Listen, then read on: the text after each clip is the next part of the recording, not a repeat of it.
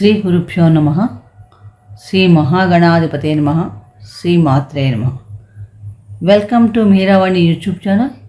మీ doctor Sundari ప్రేక్షకు నమస్కారం.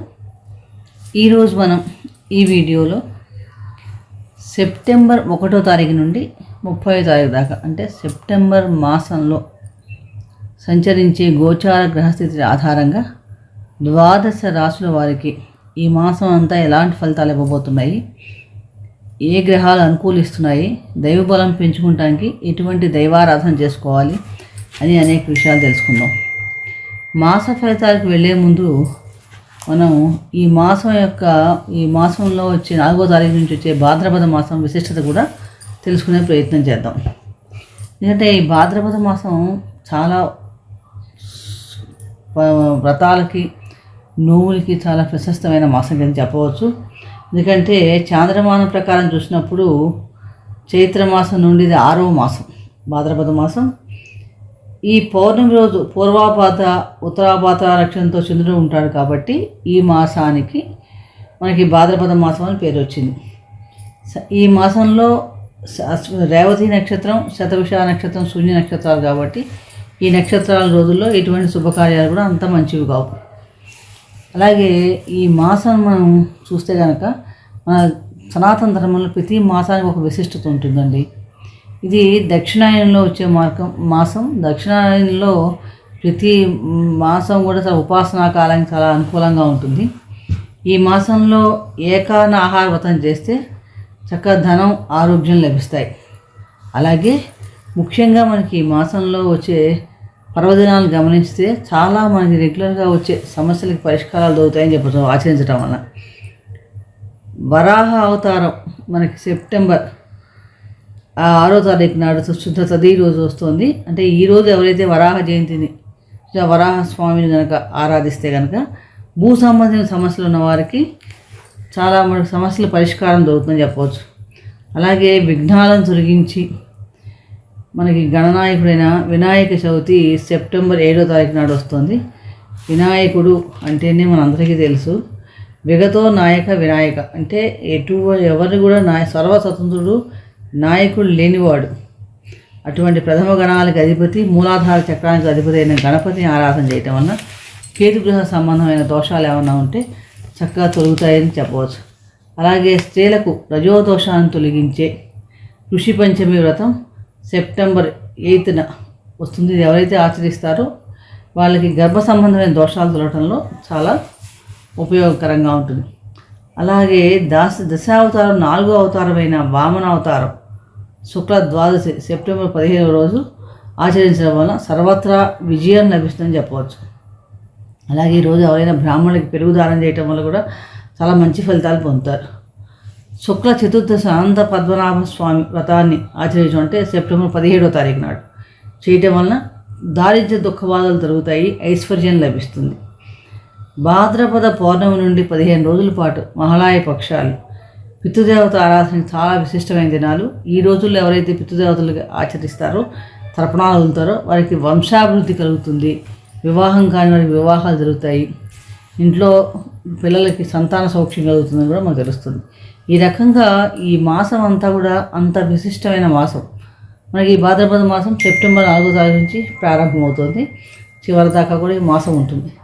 ఈ మాసాలతో ఈ పర్వదినాలతో పడి ప్రారంభిస్తూ కూడా మనం ప్రతి ఒక్క రాశి వారికి కూడా ప్రత్యేకంగా ఎటువంటి పరిహారాలు చేసుకోవాలి తెలుసుకుందాం. రాశి వైజ్ మీన రాశి వారికి సెప్టెంబర్ మాసంలో గోచార గ్రహాలు ఎటువంటి ఫలితాలు ఇస్తున్నాయి అని చూసినప్పుడు వీరికి ఎవరైతే పూర్వభాద్ర 4వ పాదంలో జన్మించిన వాళ్ళు, ఉత్తరాభాద్ర నక్షత్రం 4 పాదాల్లో జన్మించిన వారు, రేవతి నక్షత్రం 4 పాదాల్లో జన్మించిన వారిది మేన రాశి అవుతుంది.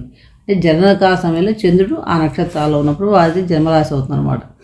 ఈ రాశ్యాధిపతి ఎవరంటే గురువు. రాశ్యాధిపతి గురువు 3వ స్థానంలో సంచారం మరియు రాశిలో రాహు సంచారం చేయటం వలన ఏంటంటే మీకు అవకాశాలు ఉంటాయి ఒక రకంగా, మళ్ళీ ఒకే రకంగా సవాళ్ళు ఛాలెంజెస్ కూడా ఎదురవుతాయని చెప్పవచ్చు. ఆల్రెడీ మేన రాశి వాళ్ళు ఏలినాడు శని ప్రభావంలో ఉన్నారు. అలాగే రాహు కూడా శని నక్షత్రంలో సంచరిస్తున్నాడు. శని మనకి లాభాధిపతి, వ్యయాధిపతి కూడా అయ్యాడు. దీనివల్ల వీళ్ళకి ఏంటంటే రాహు సంచారం ఉన్నప్పుడు సహజంగా ఆలోచనలన్నీ స్థిరంగా ఉండవు అనమాట. ఒక చేద్దామా ఇది చేద్దామా ఏదో కన్ఫ్యూజన్, ఏది కాన్సన్ట్రేషన్ చేయలేకపోవటం, ఇలాంటి పరిస్థితి ఎక్కువగా ఉంటుంది. స్నేహ సంబంధాల విషయాలు కూడా కొంచెం జాగ్రత్తగా ఉండాలి. అలాగే ముఖ్యంగా కమ్యూనికేషన్ విషయంలో చాలా జాగ్రత్తగా ఉండాలి. కమ్యూనికేషన్ విషయాలు అనవసరం ఆచితూచి మాట్లాడటం, అనవసర వాగ్దానానికి దూరంగా ఉంటాం. ఎందుకంటే ఎవరికో ఏదో చేద్దాం అనుకుంటాం, మనకి పరిస్థితి కుదరదు, చేయలేకపోతే అనవసరంగా నిందపడాల్సి వస్తుంది. కాబట్టి చేయదలుచుకుంటే చేయండి, కానీ అనవసరంగా ముందే ప్రామిసులు చేసేసి దానివల్ల మీకు ఇబ్బందులు వచ్చే అవకాశం ఎక్కువగా ఉంది. దశమాధిపతి తృతీయంలో సంచారం చేయడం వలన ప్రయత్నపూర్వకంగా అంటే ప్రయత్నం సహకరిస్తే మంచి ప్రయత్నం వలన సహోద్యోగ సహాయ సహకారాలు చక్కగా లభిస్తాయని చెప్పవచ్చు.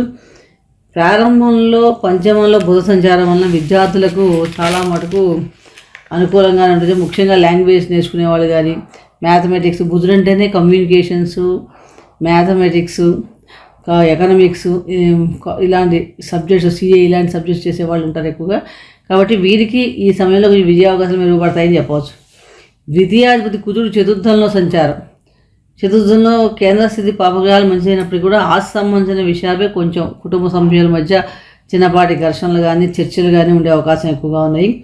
ఆర్థిక పరంగా చూసినప్పుడు కూడా ఈ మాసంలో వీరికి కొంచెం హెచ్చుతగ్గులు ఉండే అవకాశాలు కూడా కనిపిస్తున్నాయి. ముఖ్యంగా సింహరాశి వారికి 6వ స్థానంలో షష్టాధిపతి షష్టమ స్థానంలో సంచారం. దీనివల్ల ఏంటంటే 6వ స్థానం అంటే మన రుణ రోగ శత్రుస్థానం.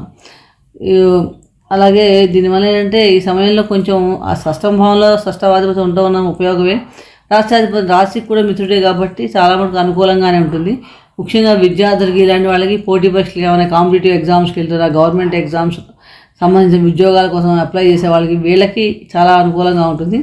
అలాగే కీర్తికే ప్రతిష్టలు పెరగటం కానీ, కోర్టులో ఏమైనా సమస్యలు లాంటివి ఏమైనా ఆల్రెడీ ఉండుంటే వాటి వల్ల కొంచెం మనకు అనుకూలమైన మార్పులు రావడం, అనుకూలమైన తీర్పు రావడం కానీ, వాటి సమస్య పరిష్కారం దొరకడం కానీ ఇలాంటివన్నీ కూడా ఈ మాసంలో ఎక్కువగా ఉంటాయని చెప్పవచ్చు. కాబట్టి ముఖ్యంగా మీరు ఏంటంటే ఆరోగ్య విషయంలో మటు చాలా జాగ్రత్తగా ఉండాలి.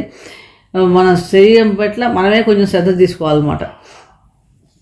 ఈ మీనరాశి వారికి అనుకూలత పెరిగి ఇంకా బాగుండాలి, మాకు ఏళ్ళాడ్సిన దోషాలు తొలగాలి, ప్రస్తుతం దాన్ని తట్టుకునే శక్తి రావాలి. దోషం అంటే తొలగదు, కానీ మనం చేసిన ప్రభావం ఉంటుంది కాబట్టి కానీ తట్టుకునే శక్తి రావడం, సమయానికి మనం ఆలోచన తీసుకోవడం చేయాలంటే ప్రతిరోజు కూడా మీరు ఒక విష్ణు సహస్రనామ స్తోత్రాన్ని చక్కగా శ్రద్ధగా పఠించాలి. దాన్ని వినటం కానీ పఠించడం కానీ చేస్తే చాలా మార్పులు వస్తాయి. అలాగే గణపతి ఆరాధన చేయటం వల్ల కూడా చాలా మేలు కలుగుతుంది. బుధవారం నాడు, మంగళవారం నాడు కానీ బుధవారం నాడు కానీ గరికని సమర్పించడం గణపతి చేయటం వల్ల కూడా చాలా మటుకు విఘ్నాలు అడ్డంకులు తొలగడంలో ఎటువంటి సందేహం లేదు. ముఖ్యంగా ఏంటంటే అనవసర విషయాలు టెన్షన్లో చేసుకుని విదేశ సంబంధమైన విషయాలు ఎంఎన్సీలో పనిచేయడం చాలా అనుకూలంగా ఉంటుంది. మరొక రాశి గురించి మరొక వీడియో తెలుసుకునే ప్రయత్నం చేద్దాం. ఈ వీడియో మీకు నచ్చినట్లయితే లైక్ చేయండి, షేర్ చేయండి, సబ్స్క్రైబ్ చేసుకోకపోతే సబ్స్క్రైబ్ చేసుకోండి. సర్వే జనా సుఖినో భవంతు. శుభం భూయాత్.